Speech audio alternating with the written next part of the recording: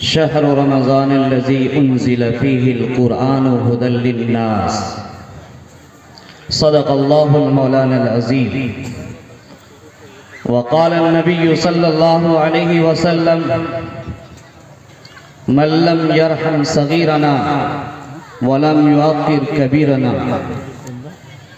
دل بدل سکتے ہیں، جذبات بدل سکتے ہیں، ملک کے فکر و خیالات بدل سکتے ہیں، دور موجود کے دن رات بدل سکتے ہیں. تم بدل جاؤ مسلمانوں تو حالات بدل سکتے ہیں. مسلمانوں سنبھل جاؤ، سنبھل جانے کا وقت آیا. مسلمانوں سنبھل جاؤ، سنبھل جانے کا وقت آیا. بہت سوئے ہو، اب ہوش میں آنے کا وقت آیا. برادران اسلام، اسٹیج پر تشریف فرما علاقے سے آئے ہوئے دور دراز سے معزز علماء کرام، عزیز دوستوں، بزرگوں، میری پردہ نشی ماں اور بہنوں، ہمیں اس پروگرام میں یہ اندازہ ہے کہ مرد حضرات سے زیادہ خواتین کی بھیڑ ہے. اور اگر میں یہ کہوں کہ جس سرزمین پر یہ پروگرام رکھا گیا ہے، جس جلسہ کو سجانے کے لیے لاکھوں روپیہ آپ نے خرچ کیا ہے، سمریا والوں تھوڑا ہاتھ اٹھا کر کے دکھاؤ کتنے آدمی ہیں. سمریا والے ہاتھ اٹھائیں.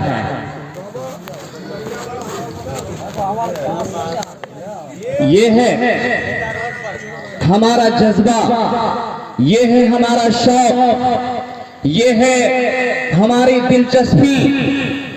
ملت اسلامیہ کے غیور فرزندوں، جب تک اپنے ڈھنگ، اپنے طریقے، اپنے کردار، اپنے سوسائٹی، اپنے کیریکٹر کو نہیں بدلیں گے، آسمان سے کوئی فرشتہ آپ کو نہیں بدلے گا.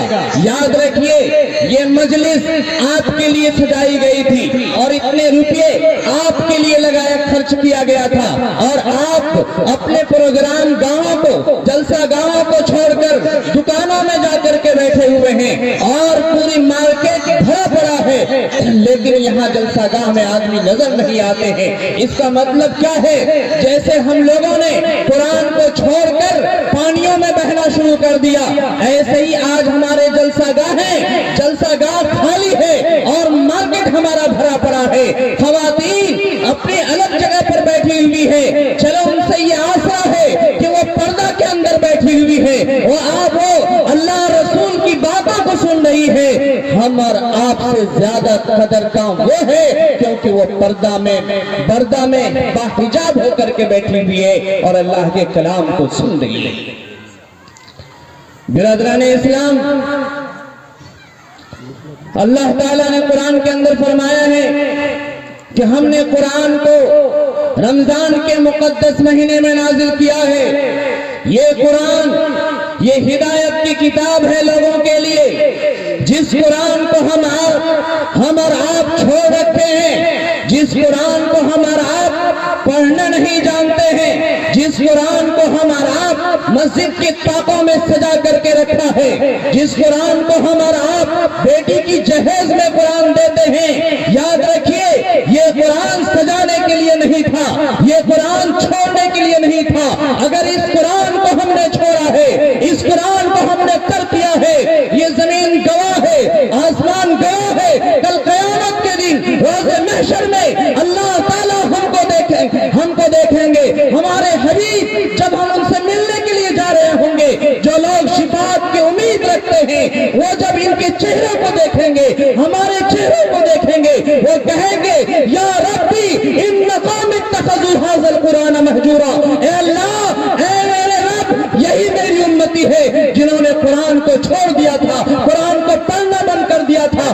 آج ہماری اسٹیج بھی قرآن سے خالی ہے، ہماری مسجدیں قرآن سے خالی ہے، ہمارے ساری مجلسیں قرآن سے خالی ہے. اگر خالی نہیں ہے تو بہت ساری چیزوں سے خالی نہیں ہے، لیکن قرآن سے ضرور خالی ہے. یہ قرآن ہدایت کی کتاب ہے. اس قرآن کے الفاظ میں اللہ نے برکت رکھا ہے. اس قرآن کے جملے میں اللہ نے تاثیر رکھا ہے. اس قرآن کے الفاظ کو پڑھتے جائیے, آپ کے آنکھوں سے آنسو ڈبڈباتا جائے گا. آپ قرآن کو پڑھتے جائیے, پتھر دل بھی نرم ہو سکتا ہے. وَنُنَزِّلُ مِنَ الْقُرْآنِ مَا هُوَ شِفَاءٌ وَرَحْمَةٌ لِّلْمُؤْمِنِينَ. اللہ تعالیٰ فرماتے ہیں قرآن ایسی کتاب ہے جس میں ہم نے ہدایت کو نازل کیا, رحمت کو نازل کیا, شفا کو نازل کیا. ارے یہ وہ قرآن ہے جس قرآن کو لو انزلنا هذا القرآن على جبل لرأيته خاشعا متصدعا من خشية الله. اگر کسی پہاڑ پر نازل کیا جاتا تو وہ ریزہ ریزہ ہو جاتا. اگر زمین پر نازل کیا جاتا تو زمین پھٹ جاتی. اگر آسمان پر نازل کیا جاتا تو آسمان چور چور ہو جاتا. اس قرآن کو اللہ نے انسانوں کے قلوب پر نازل کیا, آپ صلی اللہ علیہ وسلم کے دل کو اس کا محور بنایا. میرے بھائیوں, ہماری مسجد جامع مسجد پیرپور جس میں ابھی پیش امام ہے, آپ کو معلوم ہونا چاہیے بہت بڑی مسجد ہے, اس کا میں امام ہوں, اور جمعہ کے بیان میں شاید اس مجلس سے زیادہ لوگ رہتے ہیں. لیکن بڑی تکلیف ہوتی ہے کہ جب من لم یرحم صغیرنا ولم یعقر کبیرنا, جب چھوٹے لوگ بڑوں کی عزت نہیں کرتے, جب کم علم کے لوگ بڑے عالموں کی عزت نہیں کرتے, جب ادب تہذیب کا سارا دروازہ بند کر دیتا ہے, جب اپنی غیرت کا سودا کر لیتے ہیں, ایسے وقت میں بڑی تہذیب اور سلیقہ سکھانا پڑتا ہے. کیونکہ یہ مقام سلیقہ سکھانے کا نہیں, یہ مقام تو دوسرا ہے, کیونکہ یہاں عوام الناس کی بھیڑ ہے. میرے بھائیوں,